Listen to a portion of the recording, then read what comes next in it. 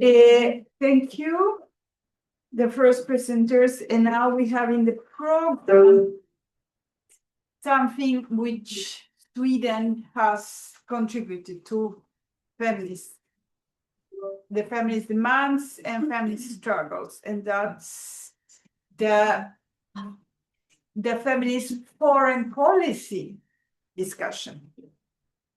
And that was born in Sweden.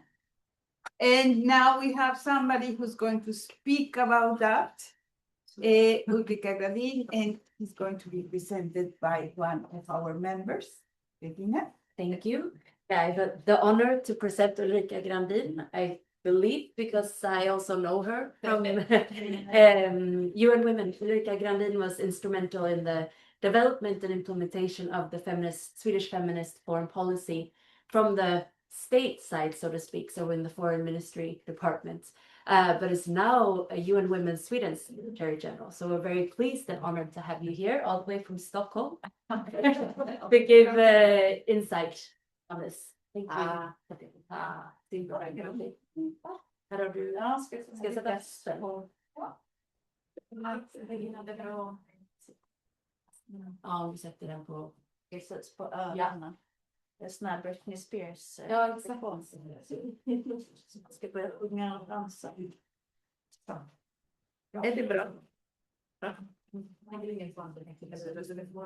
får lägga på det. Ja, är du på mig eller mycket? Så, hej allihopa. Ulrika Grandin heter jag. Hörs det bra? Ja, allting bra. Så, här syns bra också. Ja. John, in English, right? Yes. Yes, sorry.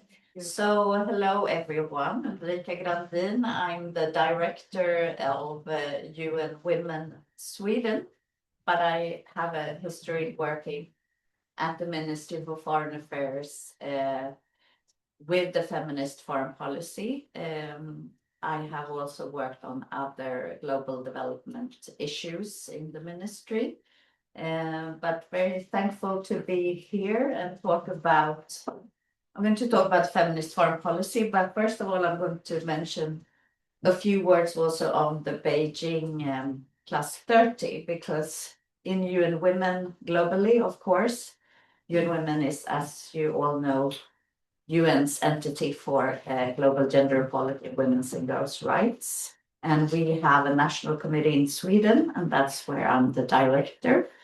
I can also see Sonja here from UN Women in Gothenburg, and you saw Regina and Elizabeth, also maybe some other ones. But this year is a big celebration year for us at UN Women and for everyone, of course, working with women's rights. In New York, it's going to be a celebration when the General Assembly opens in September in New York. So world leaders are going to be there, and they will be asked for new commitments on gender equality based on Beijing and what has been done. So that's exciting, but the whole year is a year of celebration. So at UN Women Sweden, we try to really highlight that in our communication, for everyone to know what the conference was and what it did and what has happened since, etc. And we are also hopefully having a seminar in the parliament in the autumn, where everyone is invited on the Beijing celebration. And also, from what I understood when I have really studied now the Beijing and Beijing platform, is that it wasn't just a conference, of course, and you all know this who are here, but afterwards there were over 100 countries that got better laws against gender-based violence. A lot of countries also got to work better with statistics and data on gender equality. Girls' education also got better, and you know that girls is one of the focus areas in the Beijing platform. So a lot happened and has happened since Beijing. But now I'm going to get into my subject here. I'm talking about, but I also want to say we can go back maybe, before I start, that the backlash that was mentioned, funnily enough, also in the 90s, but it's very strong now, as you all know. And I can't not mention how this is affecting the UN system and the UN Women and women's and girls' rights. I mean, you all know that the lack of financing from a lot of countries, but especially from one country, a large country in the West, has made a lot of programs having to shut. And we recently got a report from UN Women that half of women's human rights organizations in humanitarian settings will have to close within 3 months. So it's really affecting girls and women on the ground directly, all these cuts. So I just want to mention that because it's very, very serious. And I also want to mention the campaign that we have related to the Beijing, and just not to get stuck in the backlash. We want to have focus on the positive. So it's the Move Forward campaign that we do with young women and girls around Sweden. But it's also a way to say that we really have to move forward. And this is for safe if anyone wants it. Okay, let's go to the. I should be here, right? Yeah. Yes, perfect. So, as Regina said, I have a background in the Ministry for Foreign Affairs, and I was active in the team working with feminist foreign policy. And as you probably know, the policy was initiated by Margot Wallström when that government took their period in 2014. And from the start, this was, of course, a very revolutionary policy, because to have the word feminist with foreign policy was very new and very groundbreaking, also provocative, which was in a way the purpose of the policy. So in 2014, this was declared in the then foreign declaration for the government. And the goal was quite, you could say, simple. You all know that it's not simple, but it's an overarching goal to be able to catch all feminists and women's actors around the world. So global gender equality and human rights for all women and girls. That's the basic goal. But it was also, the purpose was to integrate gender equality better into especially foreign and security policy. It had been integrated into development policy before, not maybe to 100%, but to a large extent, into foreign aid and to development policy. But in the foreign and security policy, it wasn't as well integrated. So that was one of the purposes. For instance, through the Women, Peace and Security agenda, but also through other instruments. And then the effect was also that it was integrated to the third foreign policy area, trade. So that was also quite a new feature, and I will come back to that.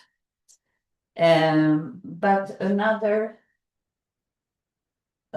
part of the policy is the method and the approach, and that was also the kind of slogan of the foreign policy, and that's women's and girls' rights. It's their representation and it is their resources.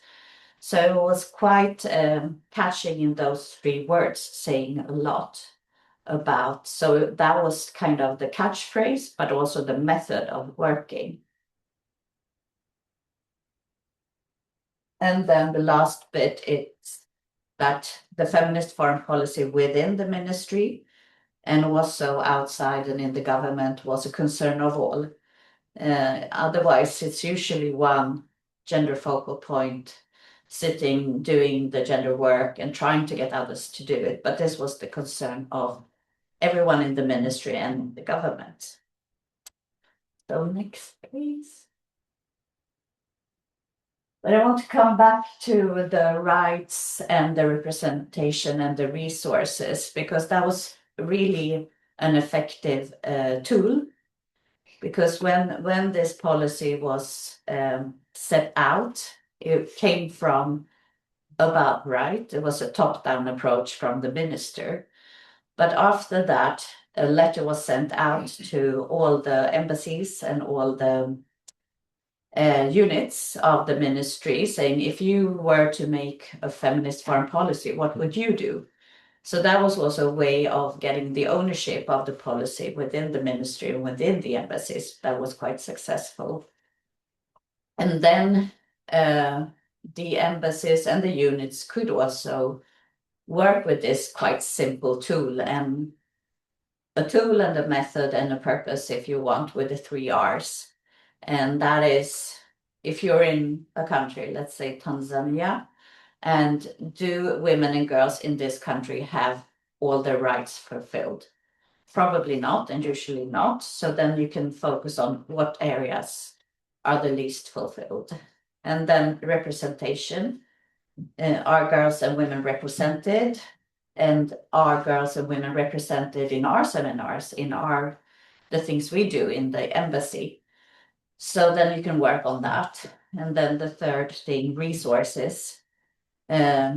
Is the resources we have in the embassy, can we give it more to gender equality, to women's rights organizations, etc.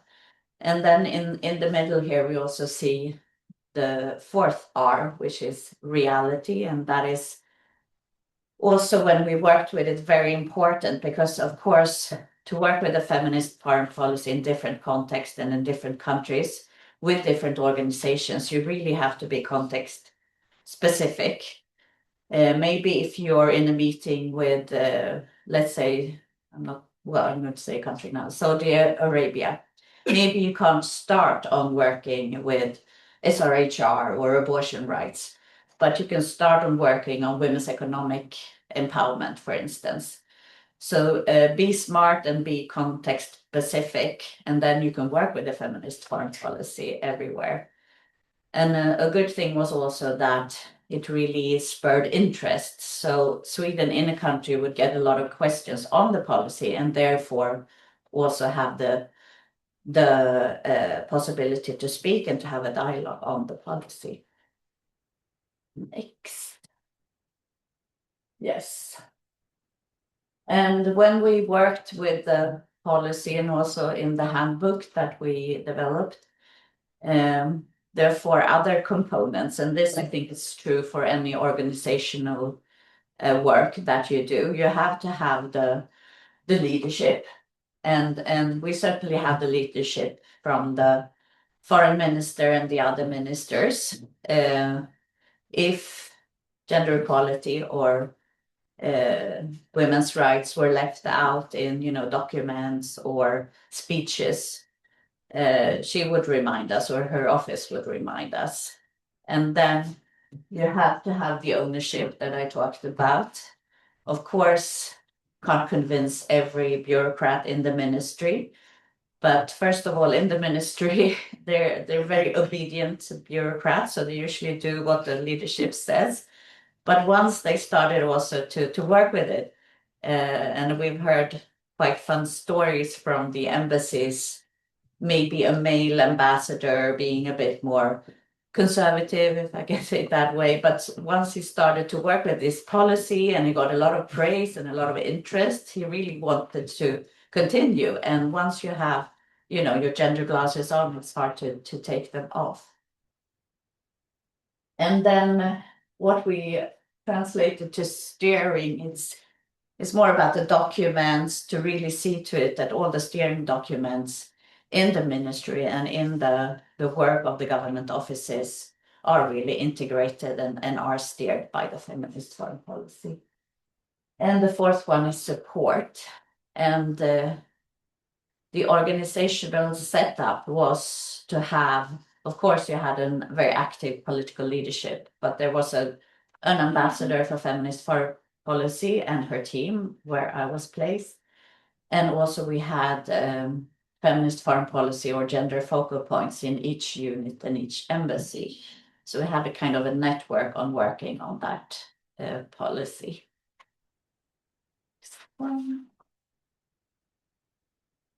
So what did it lead to? I think was the headline of my seminar here. And first of all, and what I know me and the ambassador and many of us are proud of is that we heard that it really gave a voice to women's rights defenders on the ground and women's rights organizations. Finally, there was a country being feminist and saying that it was feminist and being kind of the women's on the side of the women's rights defenders. So that really made an impact to those working on the ground. And I think that's the most valuable thing that we could have done.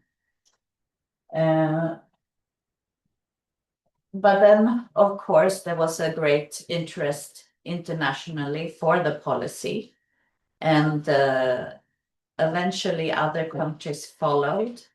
Canada, France, Mexico, Luxembourg, and many more, Germany, for instance.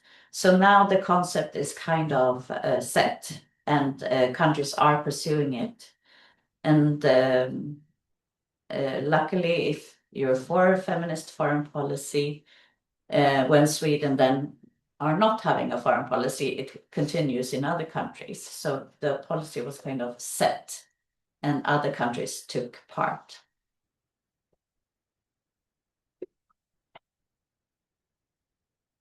And another thing that we sometimes talk about is when Sweden was the president country in the Security Council, that is a presidency that rotates. They really put the women, peace and security agenda on the agenda. And they brought in women's rights organizations to the Security Council, briefing the Security Council on different conflicts of the world. So that's seen as also quite a big success and a change in how the Security Council usually works.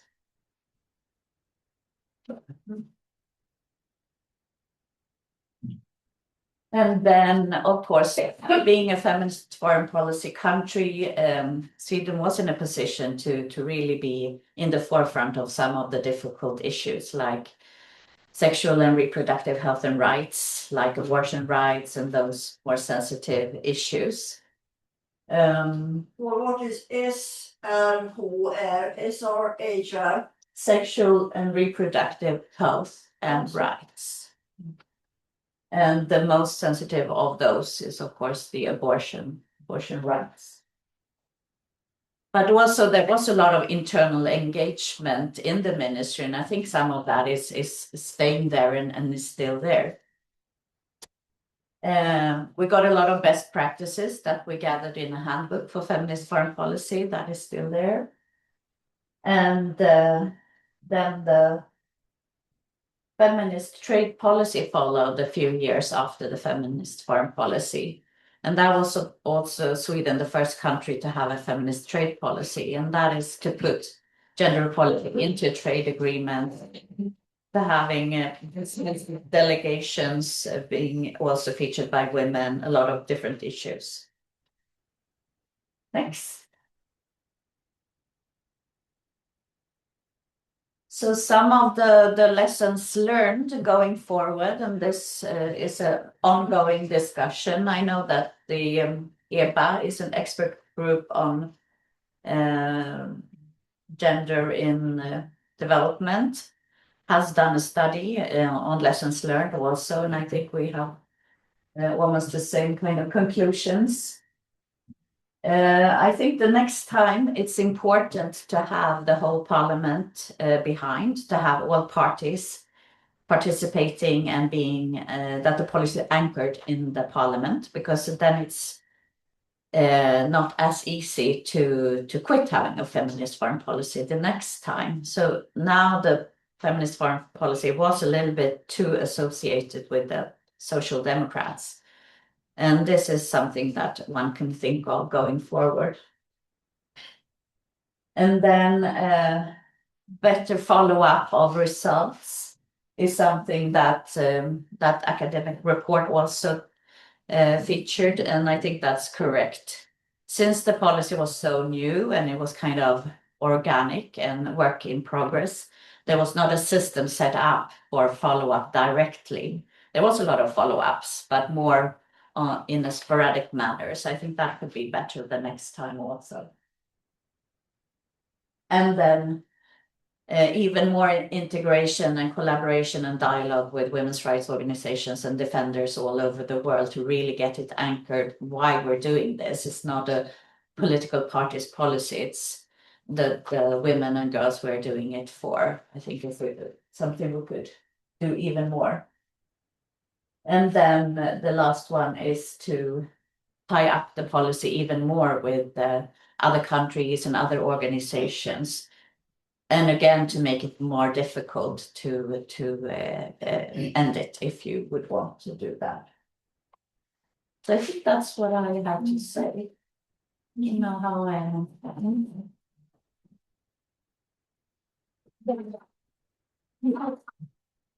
Questions? Yes. We have 2 questions. Maybe Gaba and Mr. Should I can. Yeah, you can repeat. Perfect. Okay. Yes, thank you very much. I was just wondering what you think about the prospect then for it coming back to Sweden when we get in the new election, or if we get a new government, for example, that's more left leaning. What's the prospects for that, and in relationship to what's happened since the feminist foreign policy was left. We've had a NATO affiliation. Do you think that it would still be these 3 dimensions, or would there be something that highlighted more the security issue?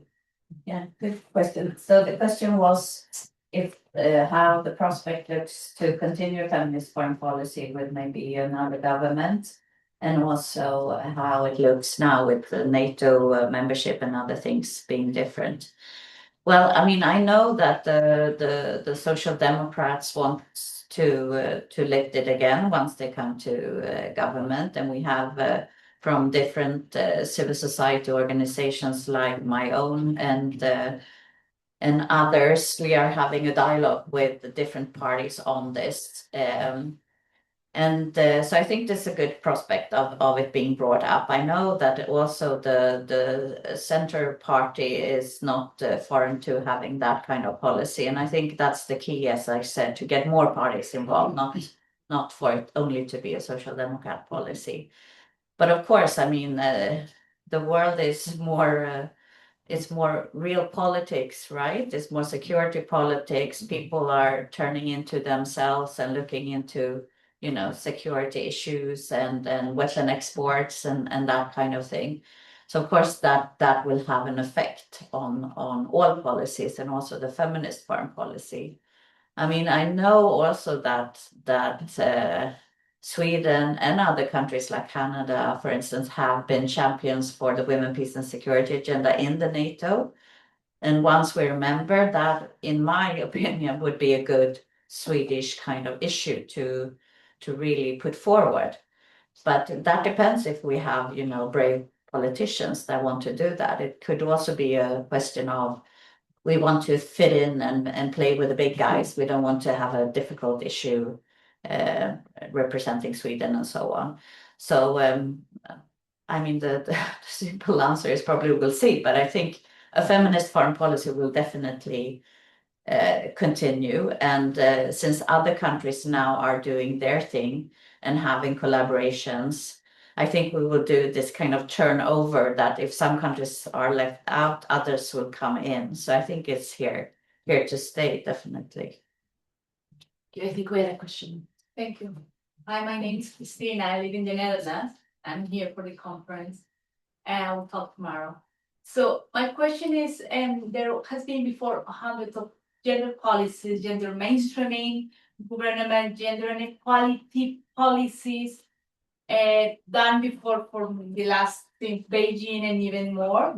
How is the feminist agenda bringing a different? How do you see this can really make a change or make a difference without the prior gender policies and everything that we had before? Yeah, good question.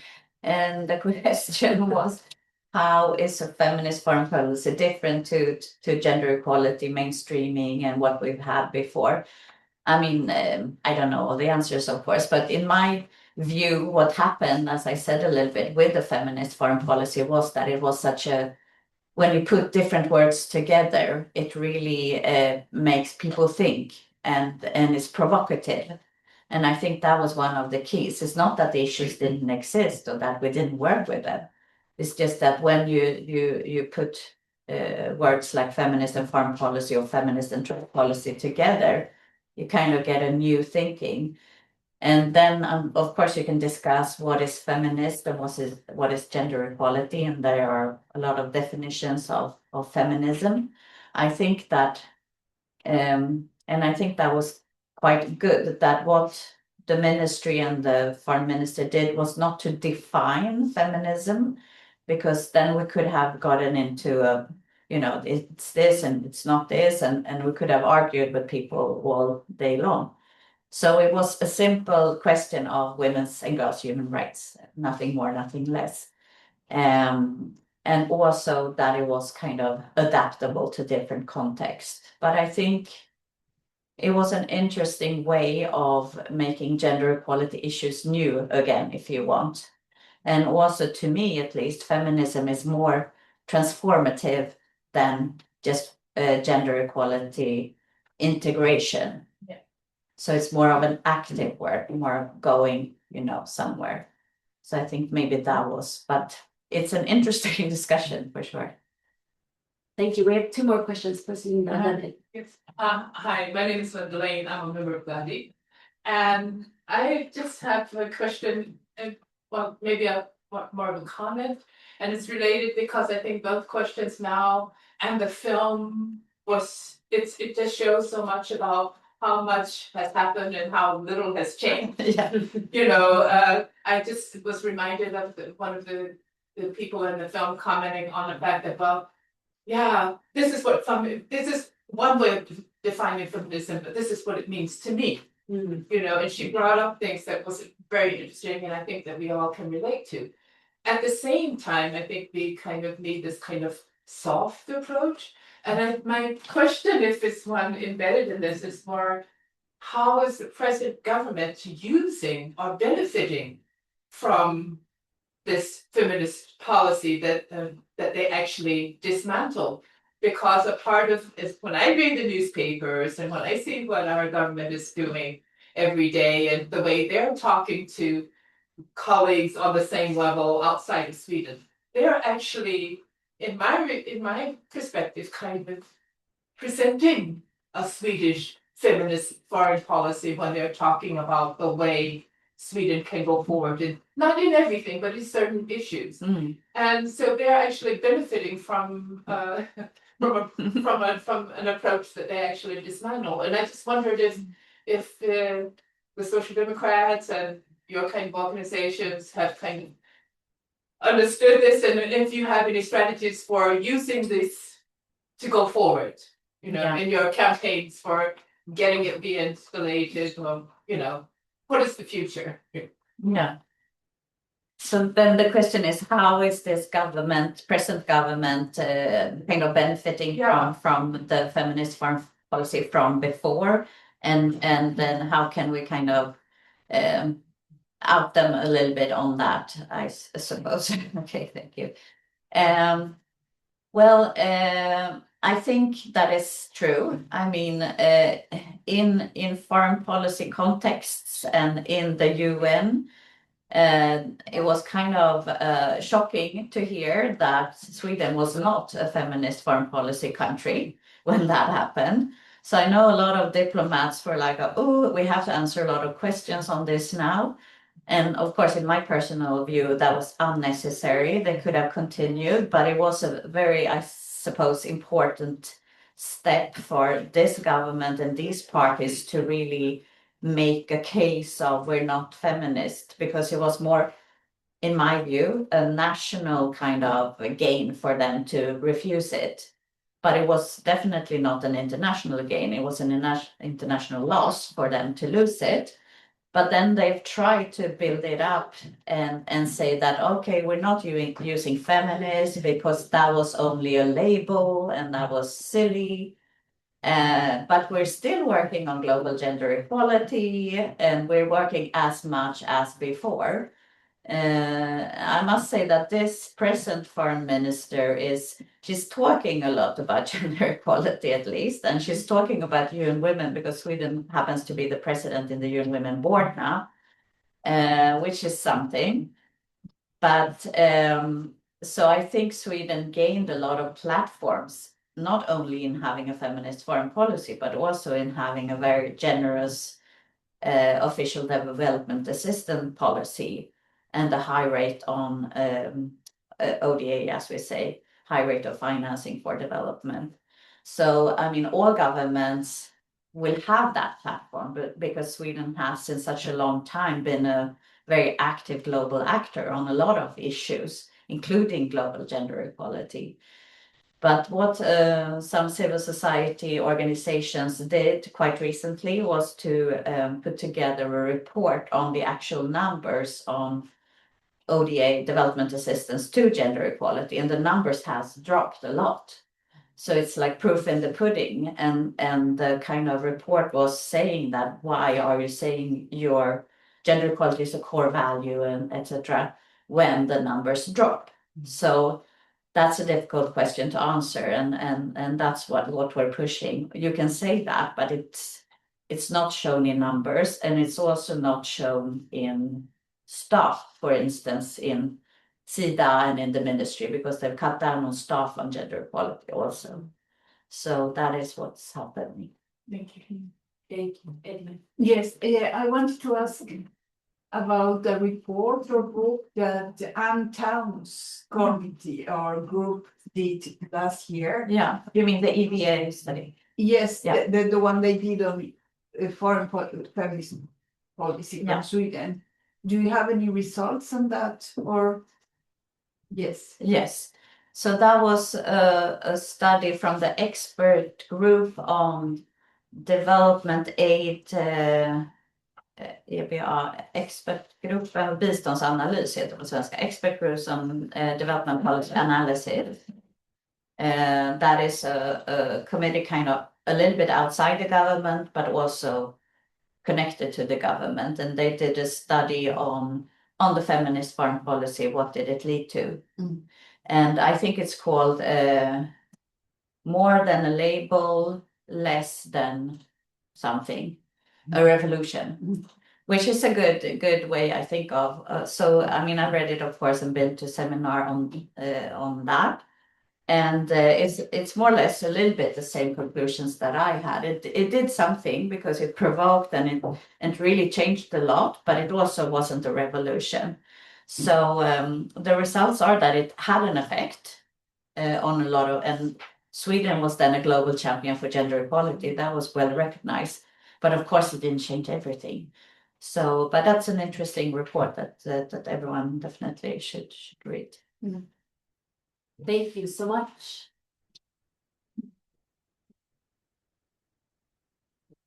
Thank